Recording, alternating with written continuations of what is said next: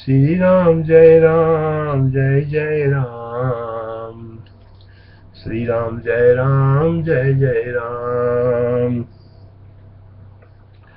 निर्वाण प्रकरणोत्तरार्ध योग वासिष्ठ महारामायण को 37वां सर्ग को 60वां श्लोकबाट सुरुवात। जड़ देह रूप होने पर भी वस्तुत चिति शक्ति अच्छेदी रहती है।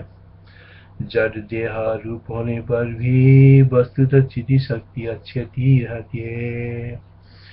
जड़ देह रूप होने पर भी वस्तुत चिति शक्ति अच्छेदी रहती है, विनष्ट नहीं होती है। यही कारण है कि चिद रूप होने से इस असत्य ही देहिता का वो वैसे ही अनुभव करती है जैसे स्वप्न में अपनी मृत्यु का। जड़ देह रूप होने पर भी वस्तुतः चिति शक्ति अच्छेत ही रहती है, विनष्ट नहीं होती है। यही कारण है कि चिद्रूप होने से इस असत्य ही देहिता का वह वैसे ही अनुभव करती है जैसे स्वप्न में अपनी मृत्यु का। चित्वादनुभवत्येतामसत्यामेव देहिताम्। चित्वादनुभवत्येतामसत्यामेव देहिताम् अविनष्टैव चित्शक्ति स्वप्नेषु मरणमिहा। अर्थात प्रतिभासिक जड़ता का अस्तित्व प्रतिभास के अधीन है, इसलिए प्रतिभासिक जड़ता निर्वचनीय है। अर्थात प्रतिभासिक जड़ता का अस्तित्व प्रतिभास के अधीन है, इसलिए प्रतिभासिक जड़ता निर्वचनीय है। इस परमात्मा में ये सृष्टि सत्य के समान भासमान होती है। इस परमात्मा में ये सृष्टि सत्य के समान भासमान होती है। वैसे ही वस्तुतः वो न तो सत्य है और न असत्य ही है, किंतु अनिर्वचनीय है। जैसे आकाश में नीरज तो अवस्तु रूप होने से असत है, प्रतिभास के कारण सत्य के समान भासमान होता है, परंतु वस्तुतः सत्य ही नहीं है। व्योम्न व्योम्न्या सत्यमवस्तुत्वात् सत्यं चानुभवाद्यथा नीलद्वं तद्वदिष्यस्मिन् सर्गुणासन् सन्मये। एक रूप ब्रह्म और सृष्टि में भी वैसा ही कोई भेद नहीं है। जैसे आकाश और शून्यता में एवं जैसे स्पंदन और वायु में कोई भेद नहीं है, एक रूप ब्रह्म और सृष्टि में भी वैसा ही कोई भेद नहीं है। एक रूप ब्रह्म और सृष्टि में भी वैसे ही कोई भेद नहीं है। जैसे आकाश और शून्यता में एवं जैसे स्पंदन और वायु में कोई भेद नहीं है। अर्थात यही कारण है कि जगत और ब्रह्म सत्ता के एक रूप होने से इन दोनों में कोई भेद नहीं है। यथा शून्यद्वनवसोर्यथा स्पन्दनवस्तुतु यथा शून्यत्वनवसोर्यथा स्पन्दनवस्तुतु भेदो नास्ति तथा सर्ग ब्रह्मणोरेकरूपयोः। इस परमात्मा में वस्तुतः जगत आदि कुछ भी न तो उत्पन्न होता है और न नष्ट ही होता है, किंतु केवल निंदाग्रस्त प्राणी के स्वप्न की सदृश भासमान होता है। अर्थात स्वप्न आदि पदार्थों की तरह प्रतिभास से अतिरिक्त प्रतिभासिक पदार्थों की उत्पत्ति आदि कहीं भी नहीं है। इस परमात्मा में वस्तुतः जगत आदि कुछ भी न तो उत्पन्न होता है और नष्ट ही होता है। इस परमात्मा में वस्तुतः जगत आदि कुछ भी न तो उत्पन्न होता है और नष्ट ही होता है, किंतु केवल निंदाग्रस्त प्राणी के स्वप्न के सदृश भासमान होता है। इस परमात्मा में वस्तुतः जगत आदि कुछ भी न तो उत्पन्न होता है और नष्ट ही होता है, किंतु केवल निंदाग्रस्त प्राणी के स्वप्न के सदृश भासमान होता है, अर्थात स्वप्नादिक पदार्थों की तरह।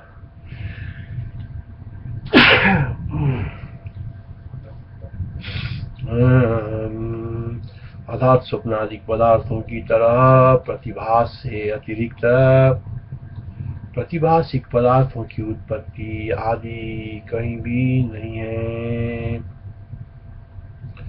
अर्थात स्वप्नादिक पदार्थों की तरह प्रतिभास के अतिरिक्त प्रतिभासिक पदार्थों की उत्पत्ति आदि कहीं भी नहीं है।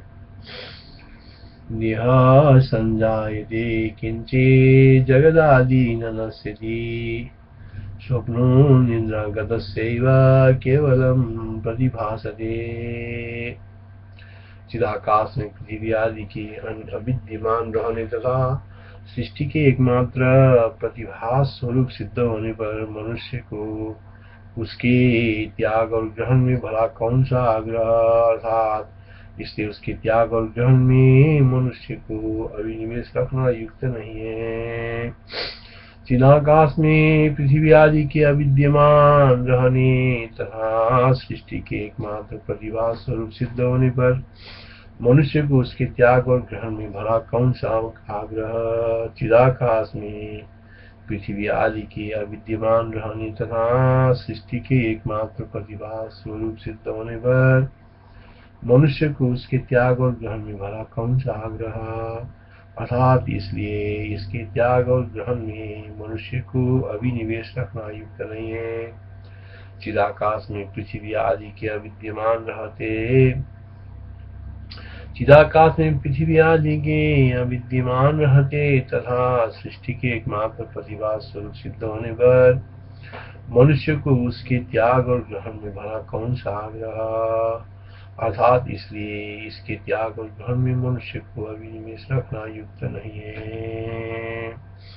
चिदाकाश में पृथ्वी आदि के अविद्यमान रहते तथा सृष्टि के एकमात्र प्रतिभास स्वरूप सिद्ध होने पर मनुष्य को उसके त्याग और ग्रहण में भला कौन सा आग्रह, अर्थात इसलिए उसके त्याग और ग्रहण में मनुष्य को अभिनिवेश रखना युक्त नहीं है।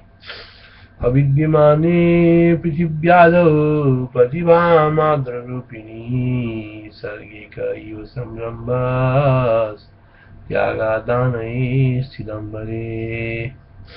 अविद्यमाने पृथिव्यादौ प्रतिभामात्ररूपिणी सर्गिक इव संरम्भस् त्यागादानैः स्थितम्बरे।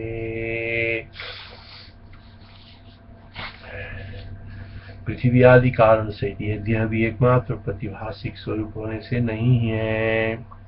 पृथ्वी आदि कारण सहित यह देह भी एकमात्र प्रतिभासिक स्वरूप होने से नहीं है। केवल चिन्मात्र ब्रह्म ही अपनी आत्मा में स्थित है, अर्थात देह के लिए पृथ्वी आदि का त्याग और ग्रहण हो सकता है। देह के लिए पृथ्वी आदि का त्याग और ग्रहण हो सकता है, परंतु जब वे ही दोनों पृथ्वी आदि और देह एकमात्र प्रतिभास स्वरूप होने से असत है, तब तो वे त्याग और ग्रहण भी असत ही है। पृथ्वी आदि कारण सहित यह देह भी एकमात्र प्रतिभासिक स्वरूप होने से नहीं है। केवल चिन्मात्र ब्रह्म ही अपनी आत्मा में स्थित है, अर्थात देह के लिए पृथ्वी आदि का त्याग और ग्रहण हो सकता है, परंतु जब वे ही दोनों पृथ्वी आदि और देह एकमात्र प्रतिभास स्वरूप होने से असत है, तब तो वे त्याग और ग्रहण भी असत ही है। न देह प्रतिभातोऽस्ति पृथिव्यादि कारणान्विता केवलं ब्रह्म चिन्मात्रमेवात्मन्यैव संस्थितम्। इसी प्रकार बुद्धि आदि में अपने प्रतिभासक चैतन्य आत्मा की अपेक्षा से भेद और अभेद का संभव न होने कारण इससे यह किया जाता है। इस तरह के व्यवहार भी असत ही कारणता अंत में परमात्म वस्तु को ही प्राप्त करती है, क्योंकि एकमात्र उसी की संभव है। इसी प्रकार बुद्धि आदि में अपने प्रतिभासक चैतन्य आत्मा की अपेक्षा से भेद और अभेद का संभव न होने के कारण इससे ये किया जाता है। इस तरह का व्यवहार की असत ही भी कारणता अंत में परमार्थ वस्तु को प्राप्त करती है, क्योंकि एकमात्र उसी का संभव है। इसी प्रकार बुद्धि आदि में अपने प्रतिभासक चैतन्य आत्मा की अपेक्षा से भेद और अभेद का संभव न होने के कारण इससे यह किया जाता है, इस तरह का व्यवहार की असत भी कारणता अंत में परमार्थ वस्तु को ही प्राप्त करती है, परंतु एकमात्र उसी का संभव है, क्योंकि एकमात्र उसी का संभव है। इसी प्रकार बुद्धि आदि में अपनी प्रतिभासिक चैतन्य आत्मा की अपेक्षा से भेद और अभेद का संभव न होने के कारण इससे ये किया जाता है, इस तरह के व्यवहार की असत भी कारणता अंत में परमार्थ वस्तु को ही प्राप्त करती है, क्योंकि एकमात्र उसी का संभव है। बुद्ध्यादि कारणत्वं च द्वैतैक्या संभवान्न सत् अनिनीदं क्रियेत इत्येषार्थं याति संभवात्। इस स्थिति में कल्प, महाकल्प एवं उनमें होने वाली सब क्रियाएं अहेतुक तथा अक्रमिक है और वे भाषित होते हैं, जैसे स्वप्न में क्षण भर में ही अहेतुक तथा अक्रमिक जन्म मरण आदि शीघ्र भाषित होते हैं। इस स्थिति में कल्प, महाकल्प एवं उनमें होने वाली सब क्रियाएं अहेतुक तथा अक्रमिक हैं और वे भाषित होते हैं, जैसे स्वप्न में क्षण भर में अहेतुक तथा अक्रमिक जन्म मरण आदि शीघ्र भाषित होते हैं। इस स्थिति में कल्प, महाकल्प एवं उनमें होने वाली सब क्रियाएं अहेतुक तथा अक्रमिक हैं। इस स्थिति में कल्प, महाकल्प एवं उनमें होने वाली सब क्रियाएं स्थिति में कल्प, महाकल्प एवं उनमें होने वाली सब क्रियाएं अहेतुक तथा अक्रमिक हैं और वे भाषित होते हैं, जैसे स्वप्न में क्षण भर में ही अहेतुक तथा अक्रमिक जन्म मरण आदि शीघ्र भाषित होते हैं। अहेतुरक्रमं भाति चिति कल्प क्रियागणा क्षणेनैव यथा स्वप्ने मृति जन्मादि सत्वरा। अहेतुरक्रमं याति चिति कल्प क्रियागणा क्षणेनैव यथा स्वप्ने मृति जन्मादि सत्वरा। चिति को सृष्टि का संवेदन अपनी आत्मा में होता है और दूसरी जगह नहीं, इसलिए ये सारी पृथ्वी चिदाकाश स्वरूपी है। एक पर्वत सब चिदाकाश है, अत्यंत दृढ़ विद्या और ये सब लोग चिदाकाश रूपी है, एवं स्पंद भी चिदाकाशी है। चिति को सृष्टि का संवेदन अपनी ही आत्मा में होता है। चिति को सृष्टि का संवेदन अपनी आत्मा में होता है। चिति को सृष्टि का संवेदन अपनी ही आत्मा में होता है और दूसरी जगह नहीं। चिति को सृष्टि का संवेदन अपनी ही आत्मा में होता है और दूसरी जगह नहीं, इसलिए वो सारी पृथ्वी चिदाकाश स्वरूपी है। ये पर्वत सब चिदाकाश है, अत्यंत दृढ़ भित्तियां, और ये सब लोग चिदाकाश रूपी हैं एवं स्पंद भी चिदाकाश ही है।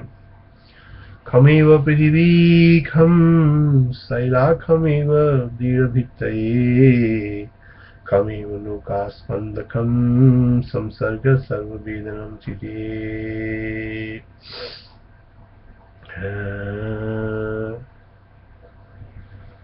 चिदाकाश वृत्ति में जगत रूपी महान चित्र चिति रूपी रंग से ही व्याप्त है। न तो इस चित्र का उदय होता है, न अंत होता है, न तो शांत होता है, न ग्लानि होती है।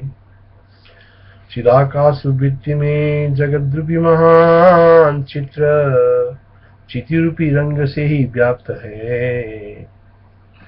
चिदाकाश रूपी वृत्ति में संपूर्ण जगत रूपी महान चित्र चिति रूपी रंग से ही व्याप्त है। न तो इस चित्र का उदय होता है, न अंत होता है, न तो शांत होता है, न ग्लानि होती है।